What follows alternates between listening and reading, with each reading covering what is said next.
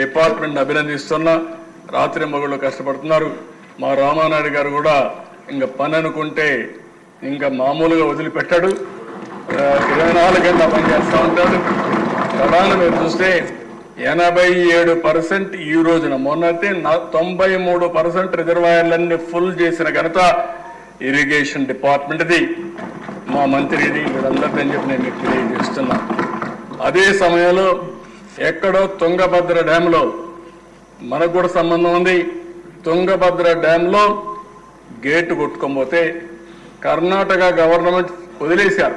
ఇంక ఈ గేట్ మనం ఏం చేయలేమని వదిలిపెడితే నా పేరు 1 సంవత్సరం అవుతుందంటే నా నోటీస్కి వస్తానే నేను మొట్టమొదటి ఫోన్ చేసింది రామానాయుడికి, కేశవ్కి ఫోన్ చేసి మీరు ఏం చేస్తున్నా తెలియదు వెళ్ళమంటే ఇద్దరు వెళ్ళి కన్నయ్య నాయుడు ఒక ఆయన ఉన్నాడు, గేట్లు పెట్టడం, ఆయన ఎక్స్పర్ట్ కన్సల్టెంట్, ఆయన మాట్లాడితే ఆయన కూడా పాపం కంటేదో ఆపరేషన్ చేసుకుని నేను రాలేనంటే నా పేరు చెప్పంగానే నేరుగా సరే సార్ చెప్పాడు కంటి ఆపరేషన్ పనులు అద్దాలు పెట్టుకొని వస్తారని నేరుగా పోయి అసాధ్యమైన పనిని సాధ్యం చేసి గేట్లు పెట్టి ఫుల్ రిజర్వాయర్ నింపారు దిశ. ఈరోజు అక్కడ కూడా తలుచుకున్నప్పుడు చాలా సంతోషం అనిపించింది.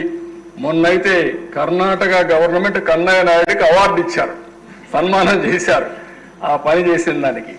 ఇవన్నీ చరిత్రల దిశ, అలాంటి చరిత్ర సృష్టించారు. దీనికి మనస్ఫూర్తిగా అయితే పని ఇప్పుడే అయిపోలేదు. మొత్తం రాష్ట్రంలో అన్ని ప్రాజెక్టులు పూర్తి చేసి ప్రతి ఒక్క ఎకరాకు నీళ్లు ఇవ్వగలిగితే అది ఒక చరిత్ర. ఆ దిశగా పనిచేస్తాం. మీరు చెప్పిన పనులన్నీ కూడా మా వాళ్ళు రాసుకున్నారు. రాసుకున్న తర్వాత మీకు కూడా ఒక అవగాహన రావాలనే ఉద్దేశంతోనే కొంత సమయమైనా నేను డీటెయిల్డ్గా చెప్పాలని చెప్పాను. మొత్తం ఆ ప్రాజెక్ట్స్ అన్ని మీరు చూస్తే ఏ నీళ్లు ఒకప్పుడు మనంతా ఆలోచించాడు. కరెంట్ వచ్చేది, ఎక్కడి నుంచి కరెంట్ వచ్చేదో మనకు తెలియదు. అది హైడ్లా థర్మలా కూడా తెలియదు. మనకు కరెంట్ వచ్చేది మనం వాడేవాళ్ళం. ఈరోజు ఆ పరిస్థితికి వచ్చాం. నీళ్ళన్నీ ప్రాపర్గా ఇరిగేషన్ ప్రాజెక్ట్స్ అని నెట్వర్క్ చేసుకోగలిగితే ఈరోజు గోదావరి నీళ్లు వంశధారకు పోతాయి, బాహుదాకు వస్తాయి. బాహుదాలో ఉండే నీళ్లు వంశధారకు వస్తాయి, నాగావళికి వస్తాయి, కృష్ణాకు వస్తాయి, గోదావరికి వస్తాయి, కృష్ణాకు వస్తాయి. ఇక్కడి నుంచి కృష్ణా నీళ్లు నాగార్జున సాగర్కి మళ్ళా తీసుకుపోతే గోదావరి నీళ్లు, అక్కడి నుంచి రాయలసీమ బల్క్చర్ల తీసుకుపోయే పరిస్థితి వస్తుంది. ఇప్పుడు ఏ ప్రాజెక్ట్ అయితే నేను చెప్పానో వెలుగొండ ప్రాజెక్టు, అది నేనే ఫౌండేషన్ వేసా, మళ్ళీ నేనే ఇనాగరేట్ చేస్తానని చెప్తున్నా. ఇట్ విల్ బి డన్, దాంట్లో సందేహం లేదు. వీళ్ళు చేసిన తప్పుల వల్ల నీళ్లు ఇవ్వలేదు దేశ, ఏం పనులు చేయలేదు, పోయి ఫౌండేషన్ వేశారు. జాతికి అంకితం చేశారు, పూర్తి చేయకుండా జాతికి అంకితం చేశారు. మా కుప్పానికి వస్తే దిశ నా కాన్స్టిట్యూషన్ సినిమా సెట్టింగ్ వేసి ట్యాంకర్లో నీళ్లు తీసుకుపోయి ఆ నీళ్లు వదిలిపెట్టి అక్కడ గేట్ కూడా సినిమాలో సెట్టింగ్ మరిని పెట్టారు దిశ. అక్కడి నుంచి వీళ్ళు వెళ్ళారు, నీళ్లు ఇంకిపోయినాయి, ఆ నీళ్లే లేవు. ఇప్పుడు నేను అడిగితే మా వాళ్ళు నీళ్లే రావు సార్ అక్కడికి అంటే, ఇప్పుడు ఒకటే చెప్పాం, హంద్రీ నీవా వెడల్పు చేస్తున్నాం, దానికి కూడా ఈ సంవత్సరమే పని పూర్తి చేస్తాం. నెక్స్ట్ ఇయర్కి ఎక్కువ నీళ్లు తీసుకొస్తాం. అక్కడి నుంచి ఆ నీళ్లు తీసుకొచ్చి హంద్రీ నీవా కుప్పానికే కాకుండా మడకసరికి తీసుకెళ్తాం. ఎప్పుడూ నేను హామీ ఇచ్చాను. ఏదైతే భైరవాణి తిప్ప, అదే మాదిరిగా మన సునీతమ్మ గారి కాన్స్టిట్యున్సీలో ఉండే పేరూరు, ఈ రెండు కూడా పూర్తి చేయాల్సిన అవసరం ఉంది. అవి కూడా పూర్తి చేస్తాం. కడాన అంద్రీ నీవాని నీవా వరకు తీసుకుపోతాం. ఆ దిశ అది కూడా చేసే బాధ్యత తీసుకుంటా అని చెప్పి తెలియజేసుకుంటూ నేను మిమ్మల్ని ఒకటే కోరుతున్నాను. నా ఆలోచన విధానం ఏంటంటే, ఈరోజు ప్రతి ఒక్క ఇంటికి కరెంట్ ఇచ్చే పరిస్థితికి వచ్చాం, ప్రతి ఒక్క పొలానికి కరెంట్ ఇచ్చే పరిస్థితికి వచ్చాం, మన ఇంటి దగ్గరనే కరెంటు తయారు చేసుకునే పరిస్థితికి వచ్చాం. మీ ఇంటి దగ్గర కరెంటు చేసుకొని పక్కింటికి ఇచ్చే పరిస్థితికి వచ్చాం, పక్క ఊరికి ఇచ్చే పరిస్థితికి వచ్చాం. అంటే networking, democratisation of power generation వచ్చేసింది. మన పంప్ సెట్లో మనం కరెంట్ ఉత్పత్తి చేసుకోవచ్చు, నీకు అవసరమైతే వాడుకోవచ్చు, మీ ఇంటికి కూడా వాడుకోవచ్చు. అలాంటి పరిస్థితికి వచ్చా, లేకపోతే మిగిలితే నువ్వు అమ్మచ్చు. ఆ పరిస్థితి అక్కడ తీసుకొచ్చాం.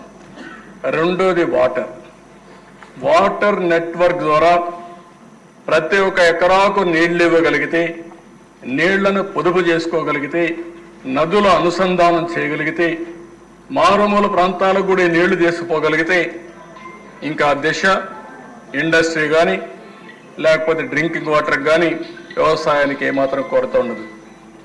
మూడోది అదే సందర్భంలో రోడ్ల అనుసంధానం. ఈరోజు రోడ్లు ఉన్నాయి దిశ, నాకైతే అర్థం కావడం లేదు. ఇంకా పార్ట్ హోల్స్ అని పూర్తి చేసే పనిలో ఉన్నాం. 1-2 అయితే పర్లా కానీ కొన్ని లక్షల గుంతలు పట్టినాయి అధ్యక్ష. 5 ఏళ్లు గుంతలు తవ్వడం తప్ప, గుంతలు పెట్టడం తప్ప ఎక్కడా పని కాలేదు. 850 కోట్లు శాంక్షన్ చేశాం. ఇప్పుడిప్పుడే పనులు అవుతున్నాయి. జనవరి మళ్ళీ ఎవరైనా కానీ మన రాష్ట్రానికి ఫెస్టివల్స్కి వస్తే మెరుగైన రోడ్డు వ్యవస్థ కనపడాలనే ఉద్దేశంతో ఒక దృఢ సంకల్పంతో ముందుకు పోతున్నాం. కానీ ఇంకా దాంట్లో చాలా సమస్యలు ఉన్నాయి. మీరు కూడా ఆలోచించండి, వినూత్నమైన ఆలోచనలు ఇవ్వండి. కొన్ని ఆలోచనలు చేస్తున్నాయి. ఇప్పుడు మన దగ్గర డబ్బులు లేవు కానీ ఆలోచనలు ఉన్నాయి. ఈ విషయం మీరు అందరూ గుర్తుపెట్టుకోవాల్సిన అవసరం ఉంది. ఒక ఆలోచన దేశాన్ని మారుస్తుంది, ప్రపంచాన్ని మారుస్తుంది. అలాంటి అనేకమైనవి వచ్చాయి. ఇప్పుడు ఈస్ట్ గోదావరి, వెస్ట్ గోదావరి ఒక ఆలోచన మాత్రం. మొత్తం 2 జిల్లాల్లో ఉండే రోడ్లన్నీ నేను అవుట్ సోర్సింగ్ ఏజెన్సీ ఎవరైతే బాగా చేయగలుగుతారో ఒక టెండర్ పిలిచి నేషనల్ హైవేస్ వారిగా మొత్తం ఇస్తాం. విలేజ్ నుంచి మండలానికి ఎక్కడ టోల్ ఇవ్వం, మిగిలిన టోల్ ఇస్తాం. అది కూడా కార్లు, లారీలు, బస్సులు వాళ్ళే ఇస్తారు. ట్రాక్టర్లు, స్కూటర్లు, ఆటోలు ఏవి ఛార్జెస్ ఉండవు. దీనివల్ల కొంత డబ్బులు పే చేయాల్సి వస్తుంది. ఆ డబ్బులు పే చేసే బాధ్యత, వైబిలిటీ గ్యాప్ ఫండింగ్ ఇచ్చే బాధ్యత ప్రభుత్వం తీసుకుంటాం. ఇది బాగుందంటే మీరు ప్రజలందరినీ కన్విన్స్ చేయగలిగితే నేను ఇమ్మీడియట్గా పని ప్రారంభిస్తా. బాగలేదు అనుకుంటే మన గుంతల రోడ్లనే తిరుగుదామంటే నాకేం అబ్జెక్షన్ లేదు. దీనికి కూడా అపోజిషన్ చేసే వాళ్ళు ఉంటారు కానీ సమస్య పరిష్కారం చేయరు, గోతులు పెడతారు. గోతులు పూడుస్తామంటే మాత్రం అన్ని నువ్వే చేయాలా, డబ్బులు లేకపోయినా నువ్వేం చేస్తే లేదు. ఇంకా మంత్రదండం ఒకటి తీసుకోవాల్సి, మంత్రదండాలు ఉండవు, తెలివితేటలు తప్ప ఇంకొకటి ఉండదు. ఇది కానీ బాగుందనుకుంటే పైలట్గా 2 జిల్లాలు చేసి, ఎందుకంటే మంచి ఐడియా, స్పాంటేనియస్ ఎంతమంది చేతులు పైకి తెరతండి.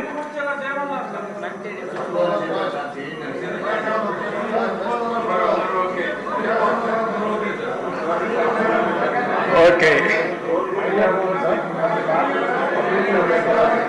నేషనల్ హైవే రోడ్స్ మారిగా అంటే నీకు ఒకటి ఉంది, మనం చెప్పకపోయినా ప్రజల్ని మోసం చేయక్కర్లేదు. నేషనల్ హైవే మారిగా ఎవరైనా సరే స్కూటర్లు, ఆటోలు వాళ్ళ దగ్గర ఎవరు ఏం చేయరు. మిగిలిన వాళ్ళు యూజర్ ఛార్జెస్ కింద పే చేసుకోవాల్సి వస్తుంది, పే చేస్తారు.